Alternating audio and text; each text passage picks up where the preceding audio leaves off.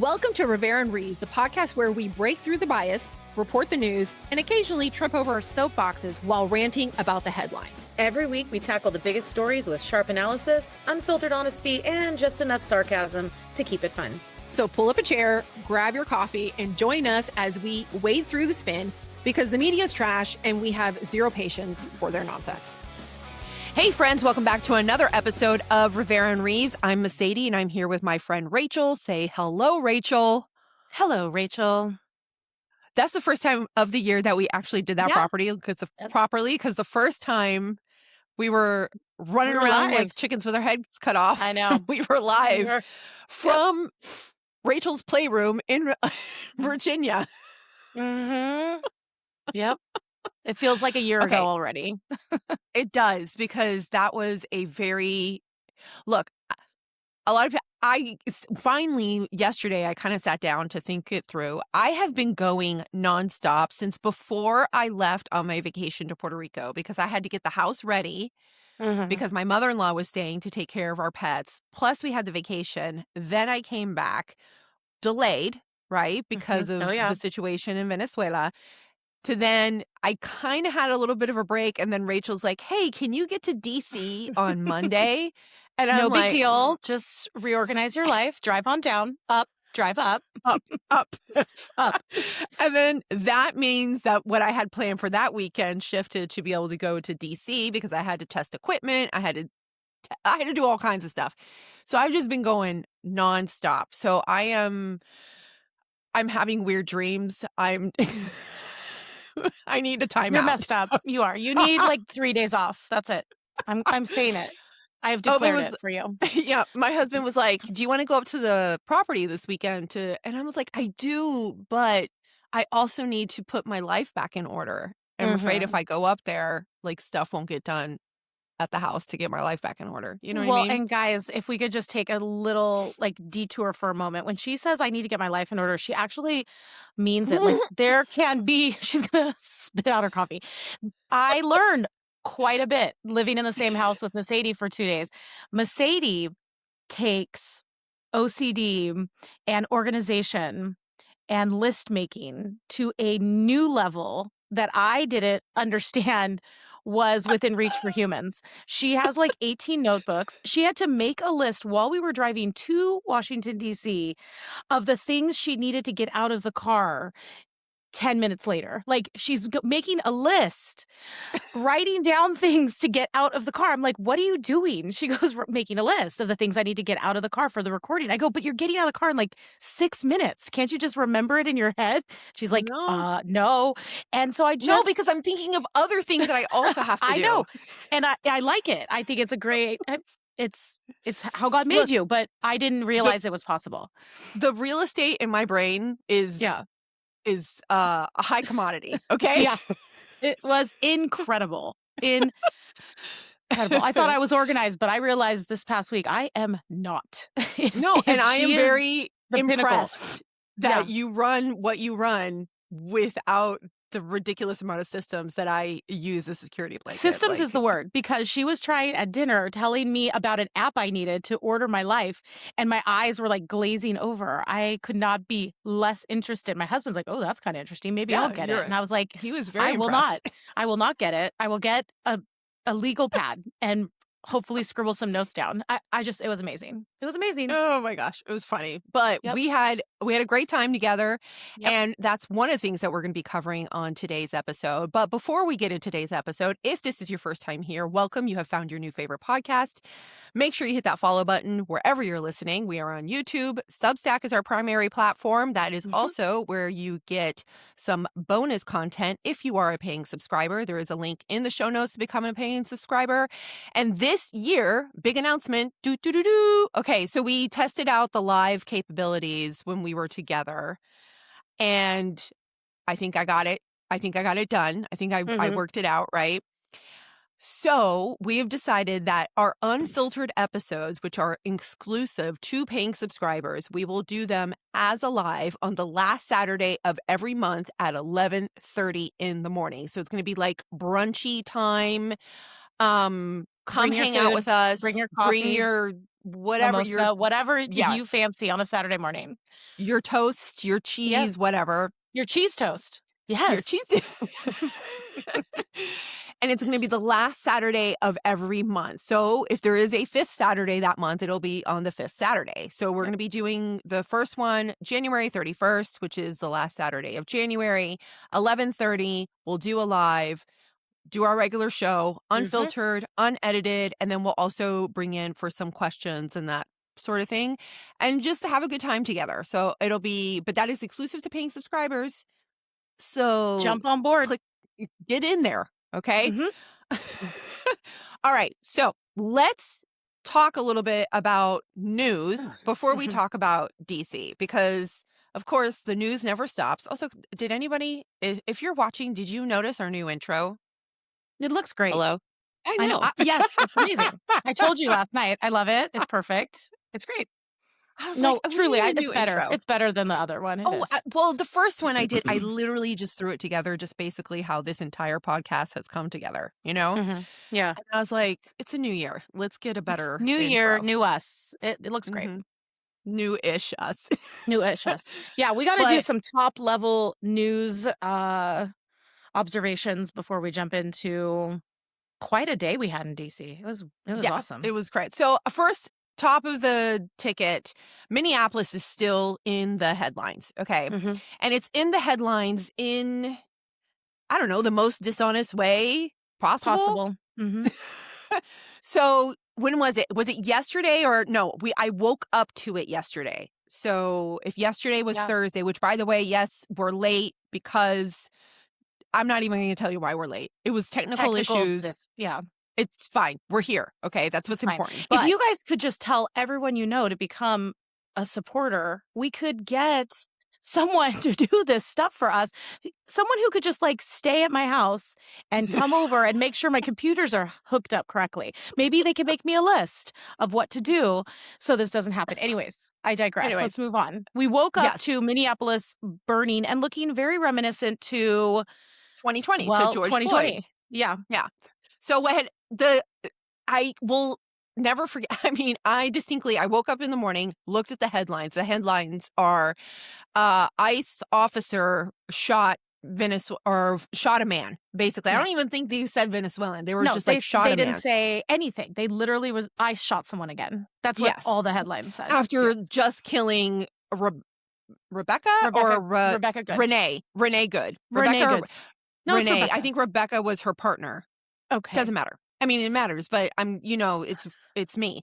So regardless, is that the if you're new here, Mercedes doesn't do well with names ever. She won't even remember my name sometimes. It's fine. Yeah, it's Rebecca Good, I think. Yeah, the immediate headline, I think it's Renee. The immediate headline was that the officer had shot someone after just killing someone. So immediately, everybody's like, of course, this is what happened. Yeah. Actually, the story is that the officer had pulled someone over who had an order, like they had an order where they were pursuing this individual. And multiple prior arrests. Correct. Let's just point that out. In the country illegally, Venezuelan, had a deportation order, pulls him over to question him. The guy flees. In the process of fleeing, hits a parked vehicle, gets out of his car, begins to run. I think I've seen reports where like he was running towards his apartment or anyways, where it doesn't matter where he got to. He then, the officer engaged with him. They were wrestling. 2 other people come out from this apartment complex. And 2 of his bros were like, let's go help. Throw down. What's his face? Yeah. Yeah. Start beating him with a shovel and a broom handle. And a broom handle. Okay. Yeah. And so then the officer, I don't know. And then I think that helped the other dude get loose. So then it was 3 on 1. Yeah. And so the officer discharged his firearm to protect himself. In self-defense. In my mind, I was like, these headlines need to put, thankfully, he only got shot in the leg. Because you're getting beat by 3 guys who have prior arrests. They're in the country illegally. You're in Minneapolis where it's already a dumpster fire and people are just going rogue and doing crazy stuff. That police officer obviously feared for his life. It could have been way worse. But of course, they led with, well, ICE did it again. They're out there just shooting people indiscriminately on the streets. That's how they framed it. I mean, and not only them, but then, of course, that is the headline that gains traction. Yeah. That turns into a whole thing. Not to mention that the excellent, capable, and competent mayor of Minneapolis decided to, please note this is sarcasm. I was going to say, when you said those 3 words, he was the last name I thought I'd hear. You're like, where is this going? He decides to chime in, and I just am flabbergasted by what he said. So I'm going to go ahead. I'm going to share that little video here for you guys. So let's be very clear. I've seen conduct from ICE that is disgusting and is intolerable. If it were your city, it would be unacceptable there too. And for anyone that is taking the bait tonight, stop. Okay, I just want to comment on this because pay attention to how he's saying these things. Mm-hmm. He is attacking ICE, and then he's saying, and anyone who's taking the bait is not helping. Now, to take the bait, which again would insinuate that ICE is doing something wrong, that they're doing something illegal, for example, right, or that they're being purposefully wanting to instigate this behavior, taking away any responsibility from the people who are, I don't know, we had video that night that what ended up happening, these riots, protests, breaking into federal officers' vehicles and rifling through FBI's cars, lighting them on fire, spray painting F-ICE, spray painting the only good cop is a dead cop on their car. And that was during the evening. I was watching footage yesterday morning, trying to, put together some news stuff. I'm watching ICE just standing there and watching people come up, shove them, yell expletives in their face, actually put hands on the ICE agents without the ICE agents reacting much more than just like, hey, bro, back up, and they were belligerent, burning flags, like things that if you're not watching actual footage on like X and you're only getting the snippets on CNN or MSNBC, you're feeling like these are actual peaceful protests. And you're also being fed the narrative that ICE is just killing people or shooting at people. For no reason. You're not seeing that these are not peaceful protests. This is a far cry from standing outside the White House with, signs, protesting war, or the idea that some people have of peaceful protests that reckon back to like 1960s, or the 70s in Vietnam. This is different. And you're even hearing from people who are some of the protesters saying it feels like civil war down here.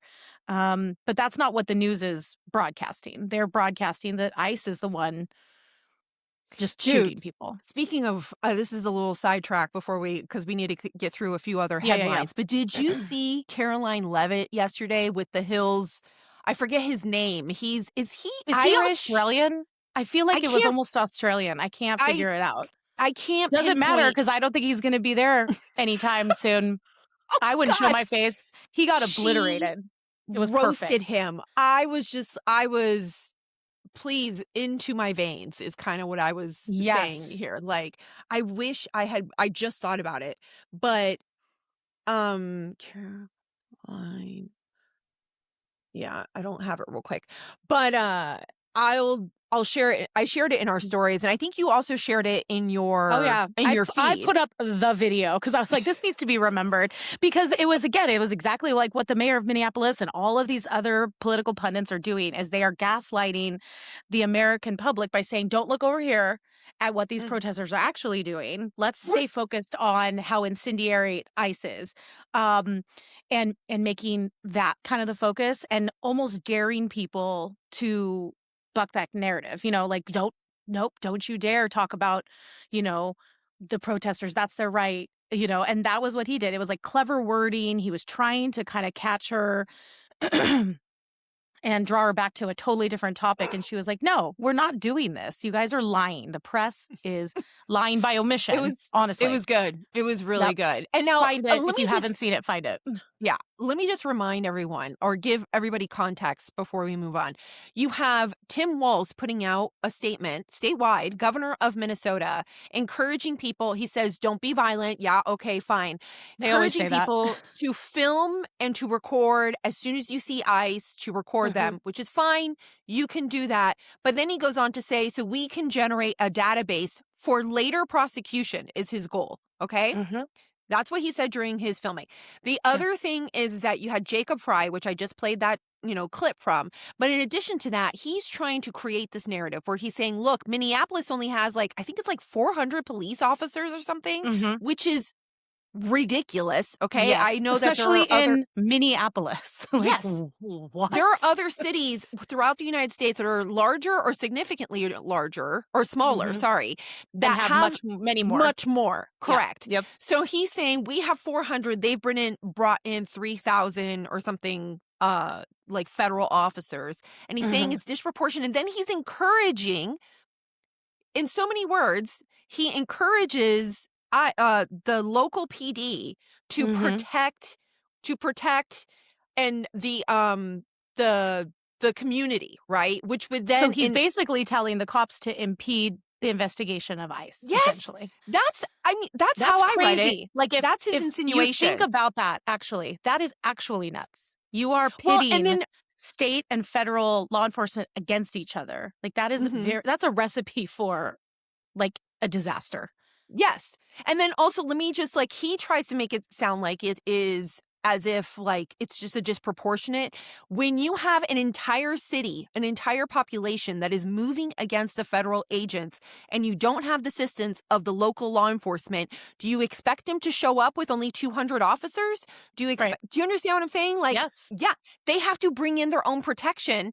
If PD was working with them, if the state was working along with them, that presence would not be necessary. If you weren't releasing people who had final deportation orders, they would not have to go into the streets to then find them. So sit down, give me a break. And all of this where Trump is toying with the idea of the Insurrection Act. I think we need to talk about that next week with a little bit more depth because I want to kind of go over what that would actually look like. You know what I mean? Yes, absolutely. Sorry, I had to scream at my dogs for a second. But he posted on his Truth. He says, if the corrupt politicians of Minnesota don't obey the law and stop the professional agitators and insurrectionists from attacking the patriots of ICE who are only trying to do their job, I will institute the Insurrection Act, which many presidents have done before me, and quickly put an end to the travesty that is taking place in the once great state. Thank you for your attention to this matter. DJT, President DJT. By the way, the last time the Insurrection Act was enacted was during the Rodney King riots. So that was George Bush Sr. Yeah, Wait, was 90s, that in the 90s. Yeah. So that was the last time that the Insurrection Act was enacted. Okay. Yep. Side note, a court also recently ruled that because Minnesota sued to get ICE out of the state, and a court ruled, no, there's a supremacy clause. They have a right to enforce federal laws throughout the United States. You can't just kick ICE out. So they got denied on that. So I don't know. We'll see. A lot of stuff is going down to foreign policy, which we talked. If you haven't heard about our views on Greenland, Venezuela, and Iran, we gave our overview on the last episode during the live. I also just recently posted an article, and I think Rachel's about to post an article that Amanda, friend of the podcast, is publishing. So you'll get a little bit more context there, but that's more specifically about Greenland. So mine was more about the claims of imperialism, and I'm like, we're expanding like it's 1799. Okay, yeah, we are. Let's do this. Let's you need to read both of them. So No, but the only thing that's still kind of hovering around is that Machado had lunch. Machado is the opposition. She got the Nobel Peace Prize of Venezuela. Gave it to Trump. Gave it to Trump yesterday. Which people in the press are not loving, which is hilarious. Which so great. makes me love it even more. I know. I am just contrary enough. My husband's a contrarian, right? And I'm not. And it actually really annoys me when people are contrarian because my oldest... I noticed at dinner. Yeah. My oldest and my husband are the same person, and they're both contrarian. However, in this situation, it's like, don't you tell me not to like it. Because then it's going to be my favorite. I'm going to like it. Okay? That's going to be my favorite thing. Yeah. So he had lunch with Machado yesterday. She presented him with the Nobel Peace Prize. Interestingly, he had a conversation with Delcy Rodriguez like the day before she came for lunch. And Delcy is right now the interim president of Venezuela. She's also presenting herself as the interim president. So I don't know if they're going to try and do any type of elections yet. That remains to be seen. And then with Iran, stuff looked like it was lighting Gonna up. Explode, yeah. I was totally we're basically watching like military ops maps and like tracking I'm tracking like flight patterns of military aircraft in the Middle East. My husband's like, what are you doing? I'm like, just normal stuff. It's totally just fine. Normal, just seeing if we're going to drop anything on yep. on Iran again. Yeah. So, but then all of a sudden there was pullback. But there is still movement. I think there's especially like they're moving some carriers over to the region. So yeah, that's still a thing. And That's also, Greenland is getting more, I think, Swedes or Danish military and French to like fortify Greenland against I think the United UK States. sent like one soldier. I did not look into this. Okay. So don't quote me on this, but my husband had mentioned something to me that apparently this is actually some pre-scheduled operations. So they're like, it was supposed to be like a dozen people were coming anyway, and now they're just kind of like making it into a little bit more of a thing. Well, they're kind of making it like funny, actually. All these people are reporting like, oh, look, the UK's sending one soldier. I was like, Germany's sending two.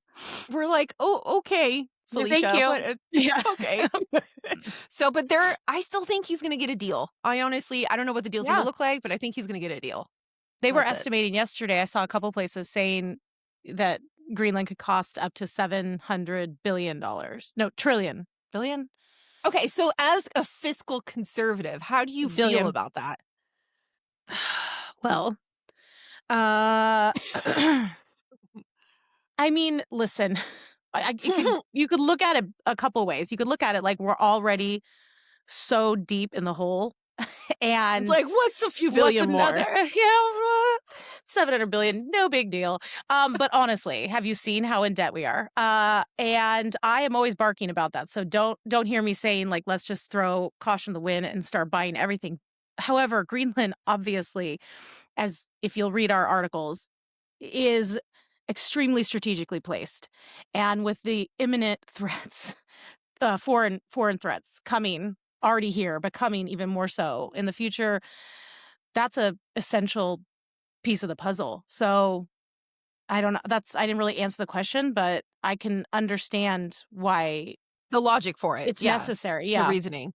Yeah. Yep. I've always said I'm pretty like when it comes to, because, I have some libertarian tendencies. And for me, it's like, I don't think the government should be funding anything necessarily directly for their citizens, like these programs. Right. I have all kinds of ideas they should cut. I could make 700 billion happen real fast. The money, anything that the federal government should be doing should definitely be prioritizing number one, national security, and then everything else in regards to, programs and help and the needy and, all that can be done much more localized.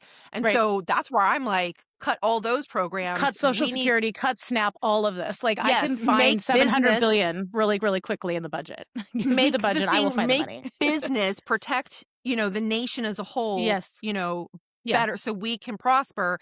And then, just make sure that China doesn't decide to buy up our farmlands and invade us through an icebreaker off the... Also, I'm getting distracted here, but China, what's it? Not China. The little dude from Canada, their Macron? prime minister, Carney.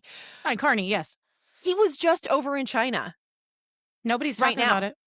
Yeah. Like, Nobody's talking about it. he's over in China making friends with them because, things between Canada and the U.S. aren't exactly stellar. Yeah, we never got them as the 51st state. Bummer. Well, I mean, there's still hope. We can get There's still annexed, time. I don't know, Alberta or something like that. They want to leave Canada. Yeah, that's true. That's true. All right, very so much so. let's talk about DC, Rachel is a pro now. She's a veteran. She's been running into DC now like she owns the place. In fact, That's it. they're actually looking to her for policy proposals and everything. Right. Right.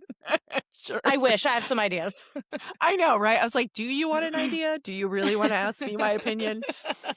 But there was a lot going up actually on the Hill. So, because the Supreme Court was having oral arguments on trans athletes, and I think it was the Kentucky and West Virginia that have laws that the ACLU is challenging right now. Which, by the way, those oral arguments were insane.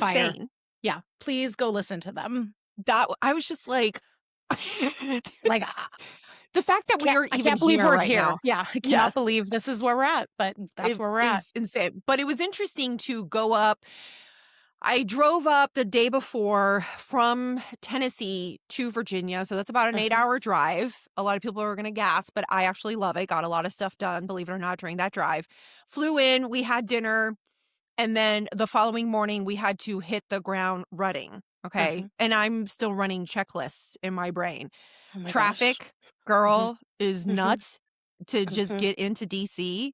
It was and poor Rachel and her little legs walking through DC trying to keep up with me.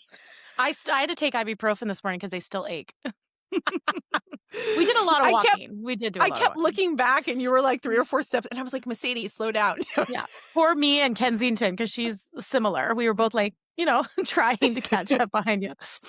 Anyways, it was a good and an important trip because there's some big stuff happening. So if you've been watching what's been going on, there has been a reconciliation bill that has been presented by the Republican Study Committee. And we got the opportunity to sit down with 4 members of this committee, Republican members, obviously. And they were able to break down for us the bill. And then Representative... I want to mention the RSC is the largest caucus in the House. It has, I believe, 190 members, extremely influential. They do really, really great work. It's headed by Representative Pfluger from Texas, who's a great guy. You'll see him a lot of times standing like behind Speaker Johnson at different pressers. But they're bringing forward the second reconciliation bill that's going to be, my hope is that all Republicans, and we're going to get into this, that all Republicans jump on board because this was one of the times when I read this bill. I've read bills before where I'm kind of like, yawn, same thing as last time, blah, blah, blah. This one had so many pieces in it where I was like, yes, this is excellent, wonderful. And it saves money. It's cutting 1.6 trillion from the deficit, which is something that hasn't been talked about enough. So, yeah, and there's a few other provisions in there that I want to touch on, specifically some of the provisions that they've talked about on immigration. Now, I was just like going through the paperwork that they gave us, and I was like, okay, this is nice. This is nice. This is sweet. Now there's 180 members in the committee. That still leaves what, like 30 that are not part of the committee. Am I doing the math right? I thought it was 190. I thought it was 190 because it takes it to 220, but I could be wrong. Yeah. So I know that, proportionately, there is a small group that are not part of the committee. Right. That aren't, I can't say whether or not they support this or not, but they did not partake in the construction or this particular proposal. But we got to sit down with Representative Mark Alford. Remember, Alford, no Chevy. No Chevy. Yes. And Eric Burlison from Missouri. We spoke with Stephanie Bice from Oklahoma, which she was just a gem. And also I got to relate to her because I used to live in Tulsa, Oklahoma.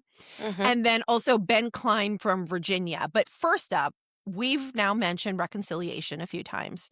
And you might be wondering, what exactly is reconciliation? And so we had Representative Cline explain it for us. So let's see what he has to say. Right. As long as you are reconciling expenditures and revenues, which is what reconciliation was made for, you can include policy changes that impact spending, because spending is ultimately the goal. If you're doing things to help save money, to reduce expenditures, then that will be allowed in reconciliation. Or if something has a cost, if you're reducing taxes, then that can be included in reconciliation. So there's a wide range of issues that can be included, because we want to focus on affordability. Housing issues, energy issues, healthcare issues are all front of mind for Americans across the country, and that's the kind of relief we want to provide in reconciliation, which will only require Republican votes. Democrats won't be needed, and that will help us to make sure that these are good policies that will help Americans rather than policies that increase spending, increase taxes, increase regulations, increase unaffordability. This is the good thing about this reconciliation bill is that we don't. So remember last time the government shut down and everything because of the filibuster. You needed 60 votes. In this situation, when you're just talking about money and budgeting, you only need the majority vote. So you only need 51%.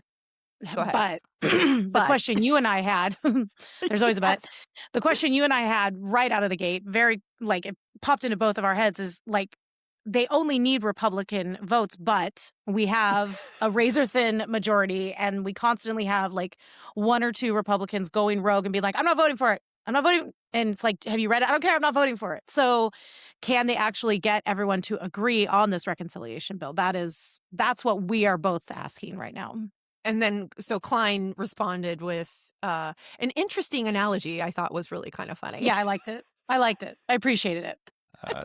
The vast majority of Democrats march in step and in lockstep, and I liken them to the Borg from Star Trek Next Generation, where it's assimilate or be destroyed is essentially what they say. And so we reject that. Republicans love liberty. We love freedom.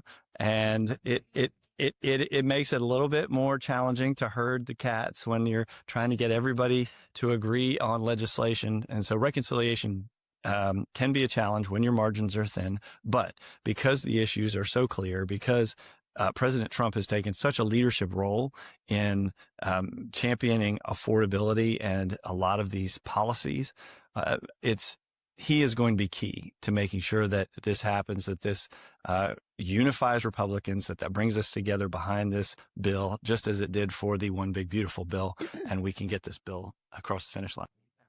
I thought this was interesting because, we also posed this question to Representative Alford from Missouri. You said his name right. You're really nervous you're going to say it wrong. Alford. Well, I do have a reputation, okay? Yes. And he mentioned, for example, Representative Jason Smith and how he drove the original reconciliation bill, and that ultimately it was going to be like Cline had just said, that it was going to be two bills, and they made it into the one big beautiful bill. And a month ago, Representative Smith was asked about the second reconciliation, and he was like, I don't know if it's going to happen. I don't think it's going to happen. However, most recently, we have the Speaker of the House I saw a report in Politico that they're bullish on getting this second reconciliation done. And also, I sat in, I was speaking with Representative Pfluger. He was like, we have to get a second one done. Yeah. Democrats have done two previously. Like, it would just be political malpractice to not do something about it. So, I mean, they're all saying it. They're all in lockstep that it does need to happen. It does need to happen. It's just, can we all just like herding those cats who just are obstinate and always want to say no to everything. We gotta, come on. Fall in line. But here, here's Representative Alford speaking about that. Jason Smith, who's chairman of the Ways and Means, who is really the keynote really in driving the first reconciliation, the One Big Beautiful Bill. You remember originally last year, there was talk about having two bills. Yes.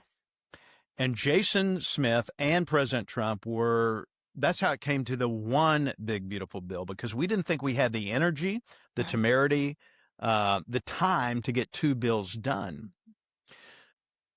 I really enjoyed talking to him. He actually used to be a newscaster. And he was for like 30 years is what he mentioned. Pretty cool. It was funny, too, because when we first sat down with him to talk, he, is, of course, asking our names. We're introducing each other and everything. And my name is just, unique. And then also I was having issues, like I wanted to say Alford, not Alford. So it was cute. He was very sweet and very gracious with his time. So, but now we understand the dynamics and the politics that happens on Congress, and it was nice, or in Congress. And it was nice to have that kind of behind the scenes tidbit. One of our big interests or focuses was like, what does this bill specifically do for our listeners, for who are predominantly women? Many of them are moms. Many of them have young families and they're in a house or they want to get into a house. And and we all know how affordability is the word of which, like, the Democrats kind of, let me tell you, this president, he just has some capability. Like, the affordability word started off as with the Democrats, and Trump is just kind of like zoomed in and yanked it out from them. I think personally. Let's give a little credit where credit is due. I've been talking about affordability for like 8 months now, and I'm like, someone needs to talk about this. So maybe they just listen to River and Reeves. I don't know. Absolutely. Well, they should be anyways. But most recently, the average first-time home buyer in America is now 41 years old. And I can actually attest to that myself, because I think we purchased our first home when I turned 40, and my husband is 5 years older than me. So just to put that out there. And I just think it's insane. But Representative Alford, absolutely. I mean, think about it. Our parents were probably buying their first home in their late 20s, mid 20s. My mom and dad bought their home, the one and only. No, they had a starter home, I guess you'd call it, before they had me. So they had to have been 25, 26, because my mom had me when she was 27. So, and we bought our first house at, gosh, I would think I was 23, 24. So yeah, I mean, to think that it's so out of reach for some people that they actually never do buy. But if they do, the average age is in your 40s. That's wild. And it's really, it speaks to a big issue that's plaguing a lot of Americans, or at least giving a bunch of anxiety. And I mean, will I I ever will be say, able to own a home?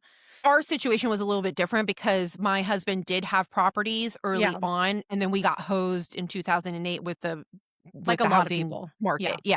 Which then I didn't get to actually purchase a home until I was like 40.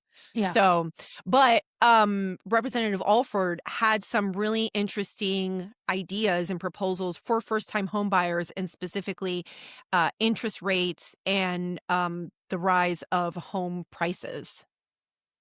And I think that's what this second reconciliation bill, in part, is going to do through healthcare and home ownership, improving home ownership in America. Right now, first-time home buyers now are 40 years of age. When we bought our first home in 1992, I was 28 years old, something like that. The prices of homes have gone up exponentially. The interest rates, as we know under Joe Biden, have gone up. They're starting to come down. The climate initiative under the Inflation Reduction Act, all these green new scam laws that places like Kansas City adopted, have raised the price of a home by 25%, putting it out of the reach of many home buyers. And so the climate initiative under the Inflation Reduction Act, all these green new scam laws that places like Kansas City adopted, have raised the price of a home by 25%, putting it out of the reach of many home buyers. So it's not just the price of the home, the interest rates going up. it's also regulations. They play a role in this. But Representative Alford did talk about a policy game changer, essentially, that President Trump has talked about, which is mortgage portability. And I thought this was interesting. I did not know about this, and I think it could be huge. I think it's a very interesting proposal. You know what I mean? Yeah. Especially, and I'll play it for you guys so you can have him. He will explain it for you. But I think it's, it made sense to me because if you have already qualified at some rate and you are paid, then let me keep my rate. Yeah. Well, and it makes sense that this would be an idea that President Trump would have, being like a real estate developer, working constantly with the cost of real estate, that he would come up with or push this type of idea. It is interesting, and it's not it makes sense. It makes sense to a homeowner where they're like, and also the fact that Alford was he was part of this proposal specifically. He also was a real estate agent along with doing local television. So I think it just made sense, and he was pretty good at explaining it. Yeah. Well, one thing the president had brought up, and we're closely looking at this, is mortgage portability. I'll give you a great example.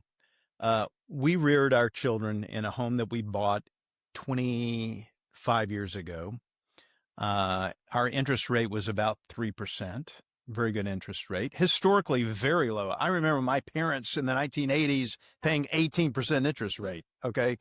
My mom talks about that still. Yeah. And you could, if you could get a loan. So mortgage portability would allow, if you were to get into a home at a lower interest rate, if you want to buy a new home, that mortgage rate would carry with you. You would pay maybe a point or so. I mean, the mortgage provider has to make some money. Concerns Right. that people own a home and then they have that interest rate and then they feel like that they can't, their They can never family get out of grows, it, yeah. but they can't upgrade the Exactly. house because they can't take that with them. And what it's going to do, ladies, is it's also going to open up the market. Right now, there is a shortage of inventory because lower priced homes are not being, you know what a starter home is now in Kansas City? $450,000. Insane. That's a starter home. Yeah. Back when my parents started out, it was a 2-bedroom, 1-car garage, and they took in the garage to make a 3rd bedroom for us boys. That's not the case anymore. The expectations have risen. Starter homes are at $450,000, but this would allow you, people who own homes like that want to move on. Maybe they want to cash in. Maybe they want to move, downsize, but they don't want to pay a 7% rate.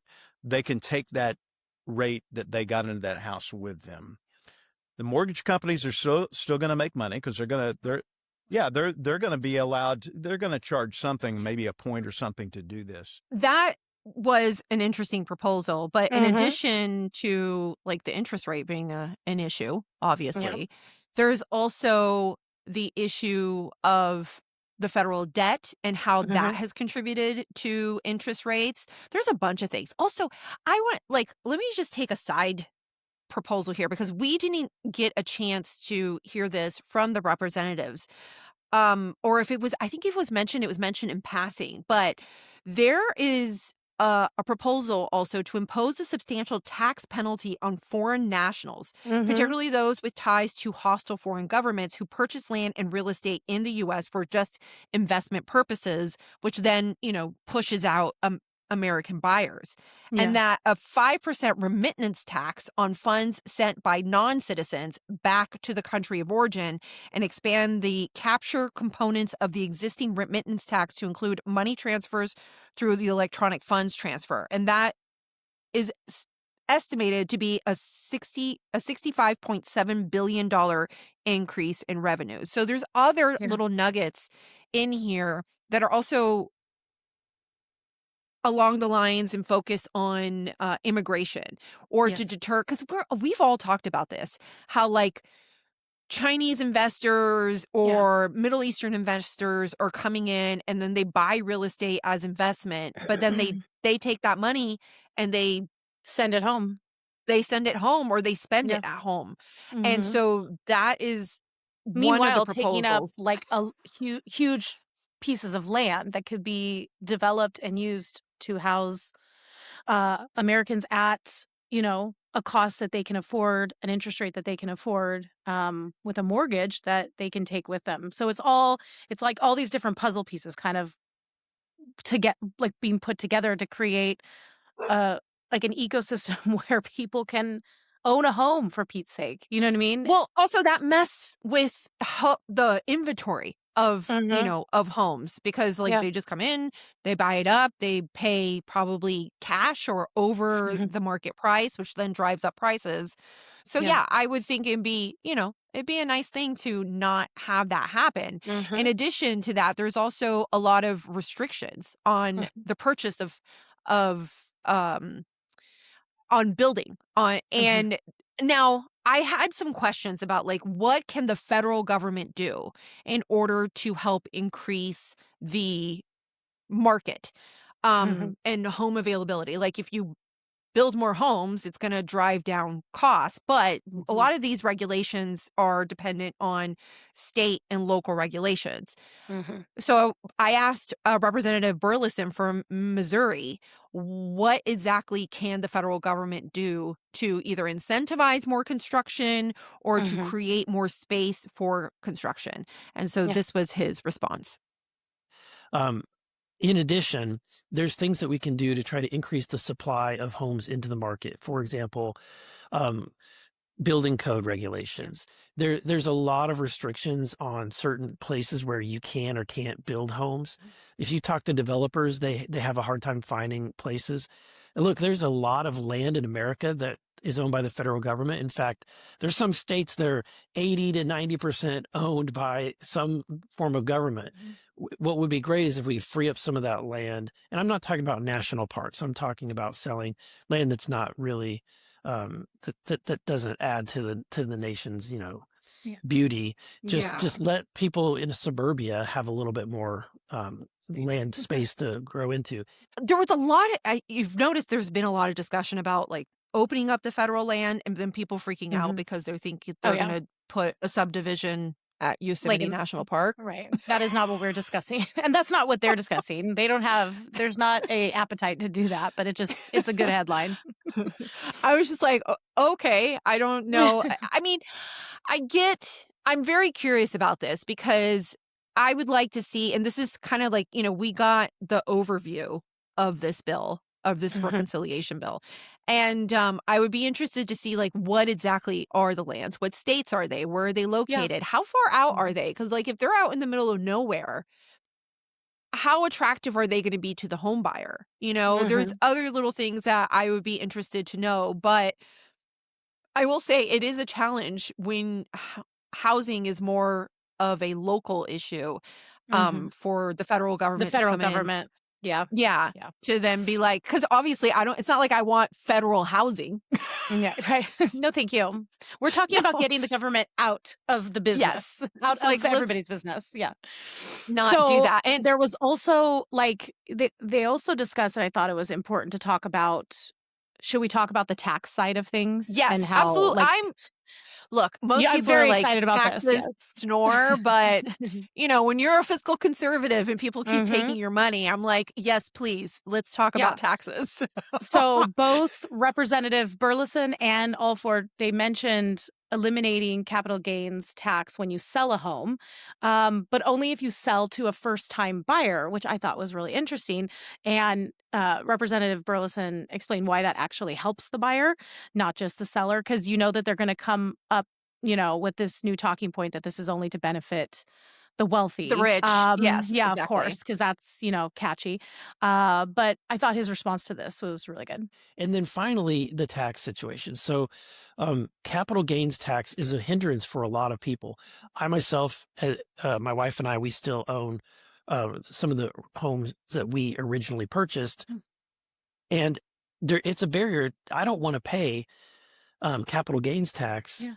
to have to sell that property. That's kind of a something that you kind of holds you back. Mhm.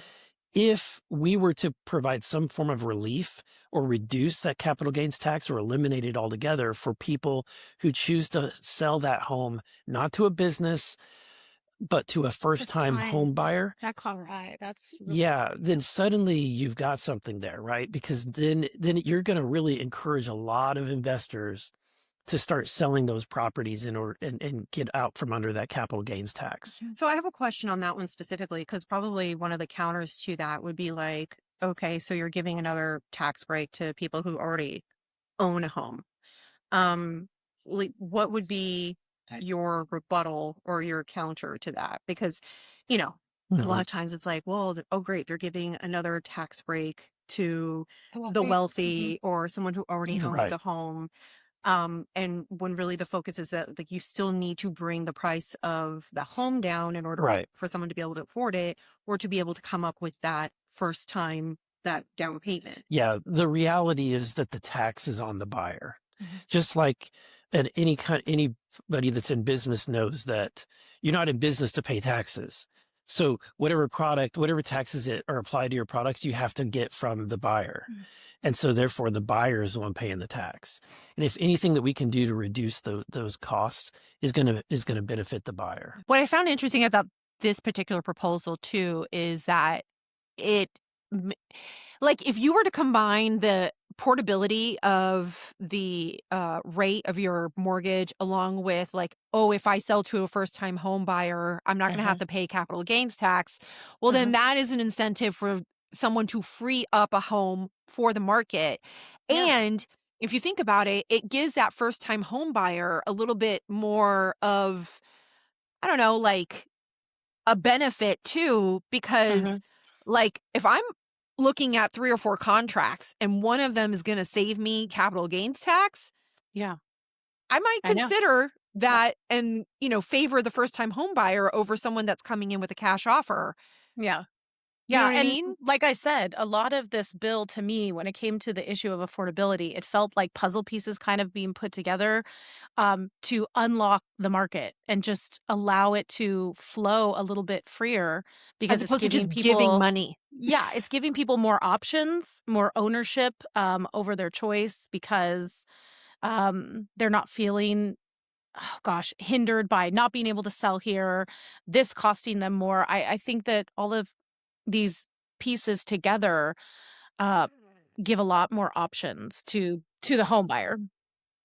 A big talking point too, which I don't know, like there's a little bit of a debate on the Hill or about whether or not the Republicans need to be bringing up health insurance or health care costs, thinking that it's going to cause an issue. Like there's a group within the Republican Party or just like, let's just not talk about this right now because we have the midterms coming up. And then also at the same time thinking the midterms are coming up. We have to look like we're doing something. And the ACA is just not, Obamacare is just not going to cut it anymore. Representative Cline from Virginia had some thoughts specifically about what Obamacare has done to the market.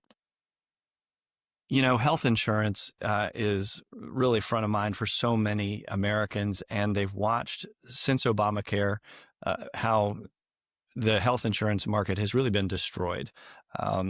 Choices have been eliminated. Premiums have gone up.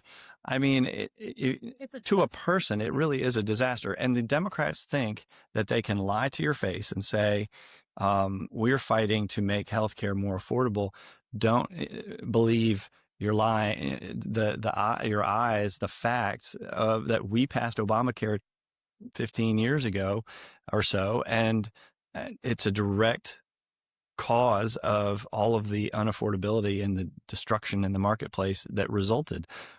We need to roll back a lot of those reforms and inject competition, inject consumer choice, inject freedom to pick the policy that's right for you and deliver the money directly to you rather than the insurance companies. I mean, we don't mind taking on big insurance because they cut the deal for Obamacare in the first place. They're the ones who have been making profits, record profits, because of the Obamacare policies. And to essentially say the money that's going to these profits should go to the pockets of the American people. They should be the ones to choose the policy that's right for them and invest in the health insurance that will help their family the most. It was actually funny while we were talking about that because I've vocalized my opinions about how health insurance is just, or like how the ACA is just literally lining the pockets of the insurance companies.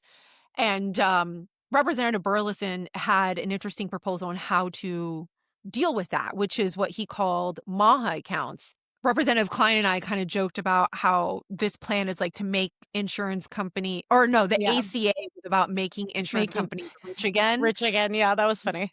Micra. Yeah, Micra. It's like, yes, that's exactly what was happening.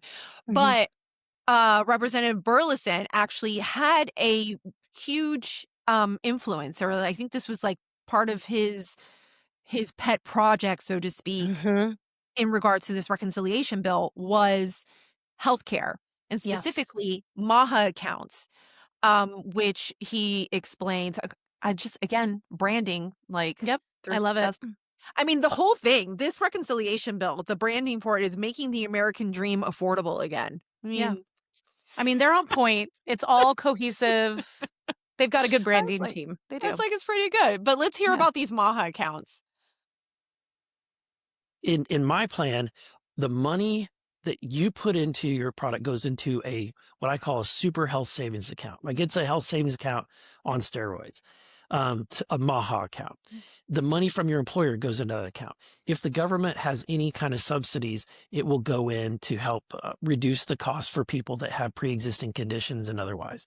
So then you're now in an open market where you get to pick, do I want to buy a Cigna plan? Do I want to buy a Liberty Mutual plan, right? Because suddenly the marketplace will be opened up, and you'll have Progressive and Liberty. You'll have insurance companies advertising how great their insurance product is, and competing for you, as opposed to just doing business with primarily with the government. Yeah, that's who the biggest client. And guess what? Insurance might actually treat you better. They might actually, you know what I'm saying? Whereas today, you look so excited. The product they're going to compete for people to insure, because now people are able to have a choice. That's right. Elsewhere if they're unsatisfied. Right. Is the plan for those choices to be state regulated like it is now, or are we going to be able to do these state lines? Yes. So what we do in the bill is allow you to either to do any plan that you want, a state sponsored plan or a federally devised plan. You can pick if you want to do a sharing ministry plan, you can do that. If you want to do an association plan, if it is a legal insurance product, you can buy. You're just telling people you can spend your money how you see fit for your own medical decisions. That's right. And then what you don't spend grows, right? Is invested and it grows tax-free. I loved that part. That made me very excited. And I also loved that. I know. I also loved that Burlison has been working with RFKJ's team and added another little fancy pants nugget to the bill that goes beyond just insurance, which I especially appreciated. Yeah, it'll help. I have a gym membership I got to pay for. Let's go check that out. And then the part of my plan that's unique and different, it came out of some meetings that we had with Bobby Kennedy's team. Okay. And one of the things that they stressed is that being healthy isn't just about being insured. It's about, having real access to healthcare and actually, being healthy on the front end. So how do we encourage Americans to eat healthier?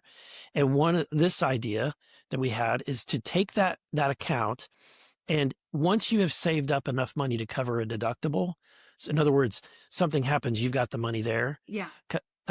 Then you unlock the ability for people to be able to purchase healthy food. So you can imagine going to the grocery store and buying your chicken and your lettuce and your like all of the unprocessed protein and produce.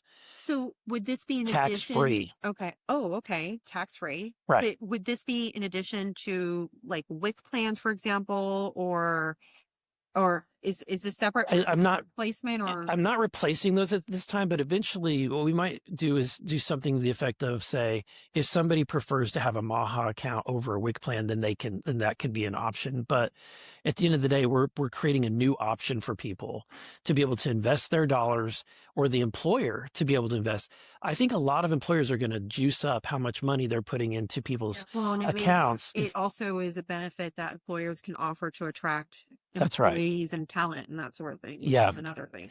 Yeah. And then people are buying healthy food.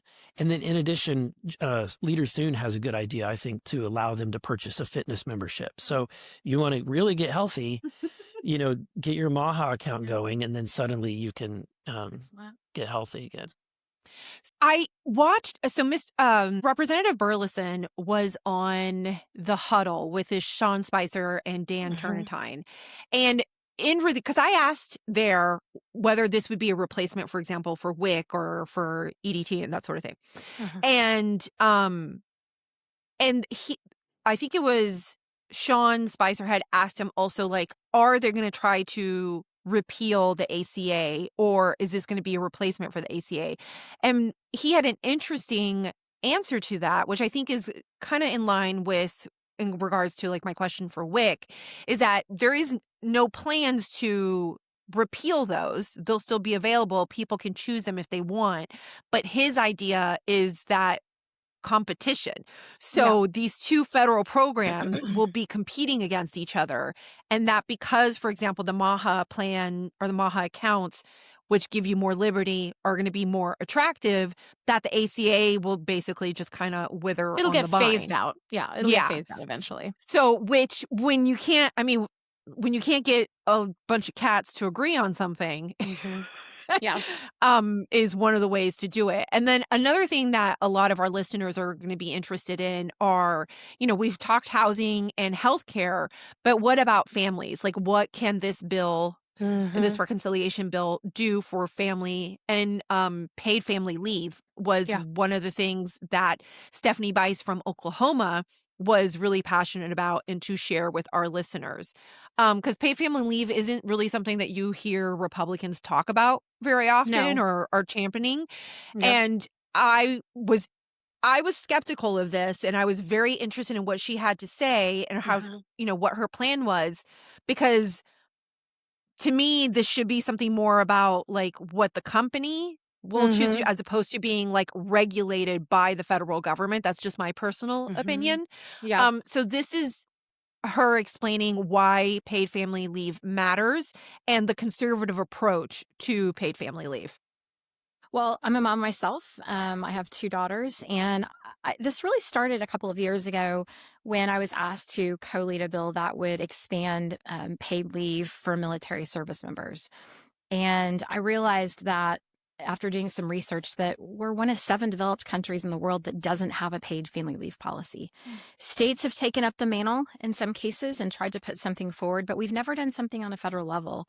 And, 30 years ago last year was FMLA, so Family Medical Leave Act, which allowed for 12 weeks of unpaid leave. And the idea behind FMLA was the first step in getting paid family leave, but we've never been able to sort of cross that threshold. Yeah, I thought this was interesting. Are you going to play the next clip? Because then my question was like, that sounds sweet.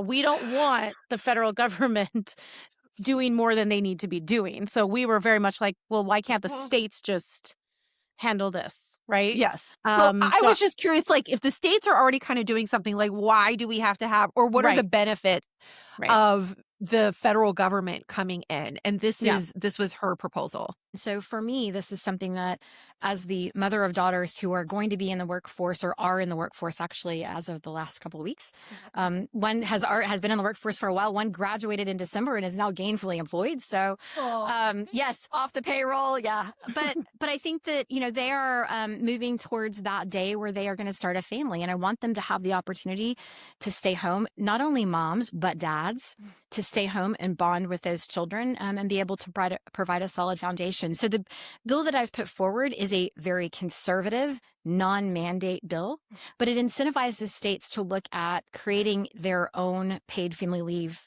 system within the state, using public-private partnerships to be able to provide leave. And it's a minimum of 6 weeks. Some people wanted more, but question. Can they cap the maximum per state? That will be an individual decision. It's not a maximum cap. It's actually just a minimum requirement. So minimum of 6 weeks. The idea is that we wanted to offer this broadly to as many people as we can. The bill is called the More Paid Leave for More Americans Act. And the idea behind it is we got to figure out how these small businesses can offer a paid leave option, just like our large corporations are doing now. And so using the states as sort of that mechanism, incentivizing them to set up their own customized plan for each state is really the idea behind it. And I'm excited for the opportunity to see this move forward. So the states would be in charge of coming alongside these smaller businesses. Correct. Okay. Yeah, setting up a plan, whether it's using, for example, insurance sort of providers to set up a program where it's sort of a disability type of program.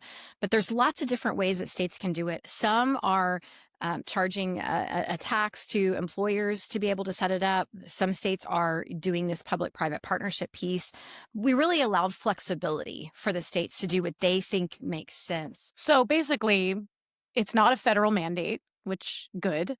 Yes. It's just incentivizing states to set up their own programs, 6 weeks minimum, 66% wage replacement minimum, and what's nice, and which is why I think it's brilliant that they put this in, is because she's working across the aisle. Democrats are always talking about how we don't support mothers. We don't support families. America is the worst. We don't, incentivize being able to be a mom and be in the workplace, and separate whatever you personally feel about that narrative. This is a talking point that they champion all the time. And so they're just putting that in there like, hey, you should come over here with our reconciliation bill and join us because we are, solving a pain point that you guys are always talking about. So I thought that was smart. I thought it was a really good, she was so funny too. Yeah, we had a good chat. We actually might be having her as a guest on the podcast. That's right. I hope so. She's great. Yeah, we hit it off. Also, I think I buttered it up with the fact that I in fact, honestly, was very much in love with Tulsa, Oklahoma when I lived there. Mm-hmm. Yeah. So, but it was a good time. Speaking of starting somewhere, and let's talk about energy. And because she also had some tidbits too about energy, because Oklahoma is a state where there's a lot of free land, not free land, but open land in Oklahoma. Yeah, and it's one of the top oil and natural gas producing states, exactly. which I didn't know. I did not know that. Well, I did because I saw plenty of drills and stuff when I was driving between Oklahoma and Texas. But she had some she had some tidbits about gas prices then versus now, and some proposals on how to contribute to lowering those prices. So basically, one of the things that we've focused on as a conference since President Trump took office is making sure that we're bringing energy prices down. If you go back to the beginning of the Biden administration, one of the first things he did was start layering all this bureaucracy on oil and gas, on energy production. And what happened? It slowed it down to a trickle, and the prices shot up, right? We were looking at record high gas prices. This administration recognizes that energy prices directly impact goods and services. And so we needed to figure out, how do we bring those prices down and quickly? I shared this morning that gas back home is about $2 a gallon right now, compared to the over $5 a gallon it was at the beginning of the Biden administration. So President Trump has done a tremendous job focusing on deregulation of the oil and gas industry. And frankly, the drill, baby, drill. Yeah. We need to be putting more, rigs out there and getting more oil into the marketplace, whether that's oil or natural gas as well, because Oklahoma is also a top natural gas producing state. Now, another thing that she talked about was not only is it just increasing production, but also removing the barriers in order to increase production. And in addition to this, codifying permits. So this is a little detail that's kind of in the weeds, but I found interesting. And because I'm a nerd, you're going to have to bear with me for a second. But many of the permits that are given to these oil and gas companies they have a shelf life. And then because they have a shelf life, when the next administration comes in, either they have a shelf life or any administration can come in and they can terminate those permits, which is what we saw during the Biden administration when he started doing those terminations to push everybody over towards solar, wind, and that sort of thing. Now, what that also does is that, if I'm a business, why am I going to invest, regardless, any business that requires permitting? Why am I going to invest my business if I know that in 4 years, for example, or even 2 years because of what you have to deal with, like, Congress, that permit can then be yanked, and I've done all this initial investment for what?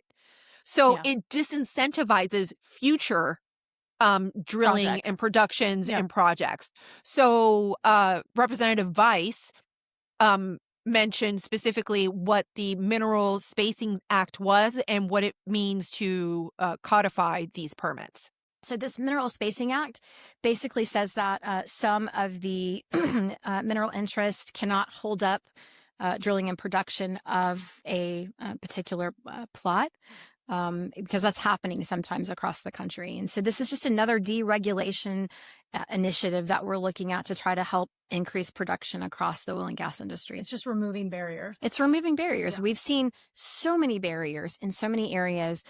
The previous administration wanted to focus on energy production that was solar and wind, and those are fine, but they're not viable options long term. We need to be looking at what is a reasonable, thoughtful approach to energy creation. And I would say people don't realize that in the United States, we have some of the cleanest, most affordable oil and natural gas production in the world. And this is making sure that continues. The permitting has been challenging because whether it's permitting on federal lands that there was a moratorium put on, whether it is the moratorium on permitting for LNG export ports out of Louisiana, it really put a huge hold on the capability that our oil and gas producers have. And so whether it is the first reconciliation package or this new reconciliation package or codifying some of the executive orders that President Trump has put forward, we are focused on making sure that the future looks bright for oil and gas. Look, it's not going anywhere. We need to continue to invest in it. Again, we do it better than anyone in the world, but we can't have this seesaw back and forth. It's not good for business. It doesn't provide certainty. And so codifying the permitting policies that are being put forward is really important, not only today, but for the future. Yeah, I thought that was really important that she brought that up. And I thought that Representative Alford, when we asked him, he summed up basically what he thinks all of this means for the economy. And yeah, he was funny. He was very animated about it. I thought it was cute. Yes. It was funny. You could tell he's passionate about it. Yeah, he was like, this is going to be awesome, guys. It's going to be great. There is so much in the One Big Beautiful Bill that we have not talked about. Income, child tax credits, immediate expensing for businesses. We're all going to start seeing that realize this first and second quarter. And I'm telling you what, ladies, this economy is going to take off like a rocket. We're pulling back the bow on this arrow right now, and it is letting go, and it is going to be the best economy I've seen since President Reagan. I'm telling you that right now. Take it to the bank. Yes, I will. I will take it. I'm like, I hope that is. I hope accurate. I am. Yes, I'm feeling pretty good. I'm not gonna lie. You know what I mean? Like I'm feeling pretty good. But what's important here is that our listeners and the American people also feel it. Yes. You know, that they actually start to. So his prediction is come the summer that we're going to be, quote, taking off like a rocket. Rocket. Yes. Okay. Rocket. All right. I'm waiting. I'm waiting. So, but okay. Now we've talked about what this bill has, what our thoughts are. You know, there's some things that we're very excited about. There's some things that like we're, let's see what happens. There's also some really interesting tidbits, like I mentioned before. And when it comes to immigration, another one was like, we've seen all of the escándalos that have been happening up in Minnesota with, federal funds being misappropriated. And one of the things that I saw here was that they're going to be restricting housing, or the proposal is to restrict housing and urban development funding for sanctuary jurisdictions. Great. To prevent this sort of thing that we've seen happen. Yeah, excellent. And yeah, exactly. And to prohibit illegal aliens and non-permanent residents from using the low-income housing tax credit. Which I love it. Those things More of that. Contribute. Please. Yes, because that sort of stuff contributes to the rising cost of affordability when it comes to housing. So if there was anything here that you are interested in or that you think is going to be a good thing, and I would even say, like, look up and see if your member if your representative is a member of the Republican Study Committee, because you might have a little bit more of a sense of whether or not they're in support of this reconciliation bill or not. Representative Alford had a recommendation. I want to have him say it because he just says it with so much excitement. To contact your rep. Seriously, you're not a governor, you're not president, but we can work with our team. And there's a very tight margin right now. 218 individuals who really, we have to stick together as a team. And that's why it's so important, if you're watching right now, that you contact your Republican representative and say, hey, let's get on board with the Republican Study Committee and this second reconciliation package. The Senate's not going to be able to help us out. That's what you got to have 60 votes unless you do away with a filibuster. And I'm not sure that's a great idea. Until that happens, this reconciliation package is a way to reduce waste, fraud, and abuse, but to also make America more affordable again and recapture the American dream for the American people so that my granddaughter, who just turned 1, will have a hope of living in an affordable home someday. I like how excited he gets. I do. I know. I thought, yeah, it was good. Especially, he was fun to talk to. So, but yeah, that's everything. That's why we were in DC. It was a huge opportunity. It was a lot of fun. I got my steps in while we were there. For sure. For sure. So I'm going to include a link in the show notes to the Make the American Dream Affordable Again. If you guys want to review the additional details, they have a pamphlet. It'll be a summary. If you guys want to review it real quick, learn a little bit more about it, and then look up your rep and put in a phone call and send an email. Yes. It's really quite easy to contact your representative, let them know you read the bill, you're in support of it. And if they're not part of the RSC, ask them, be like, why the heck not? Why? What's wrong with you? Any other, I'm trying to think, you know what was interesting? Okay, I do want to share this tidbit that has nothing to do with the representatives or anything like that with the interview. What was fascinating to me, this is like an anthropological analysis. Study. Okay. Yes, exactly. So we're walking quickly through the halls I think we were in the Rayburn building and we're going to Longworth, but it's also the major corridor that gets people to the Capitol building. Yes, and it's so there's like a ton of traffic, and everybody's running around on their phones. I dip into the restroom and you can tell, you have Republicans and conservatives, which right now, we're incredibly divided as a nation. Yeah. But it's a little, but they're in the same building. Yeah, the two sides are in the same building. They're interacting with each other constantly. You go past these offices and one has the, trans flag or pride flag. Yeah, outside of it. About the January 6th. Exactly. Then the next one has Charlie Kirk on outside. It's wild. Yeah. And I remember dipping into the restroom and you can also tell who are Republican aides and who are Democrat aides. Because the Republican aides, they are suited up, full. If it's a woman, full face of makeup. If it's a young man, he's got a tie up to the collar. It's pretty, and traditional shoes, right? Yeah. But then you see a Democrat aide. And I see a girl, her tattoos are out. She has a piercing. She's professionally dressed, but professionally dressed with piercings and tattoos. The guys are in suits with an interesting shoe or an interesting tie. It was just fascinating to me. You're in the elevators and, people are scrolling on their phone. And I'm thinking to myself, I'm like, could there be anything interesting in that phone that I can see? Yeah. Oh, and we didn't tell our wonderful listeners that we were walking through the tunnels to our destination, and there we saw right in front of one person that we immediately identified was Mercedes was of course ahead of me, and I was in the back trying to catch up. And so who's walking towards us? Nancy Mace on her phone and with a coffee in her hand. Yep. And Mercedes just turns around, looks at me, big ol' eyes. But I didn't want to interrupt her and be like, hey, Nancy, how goes it?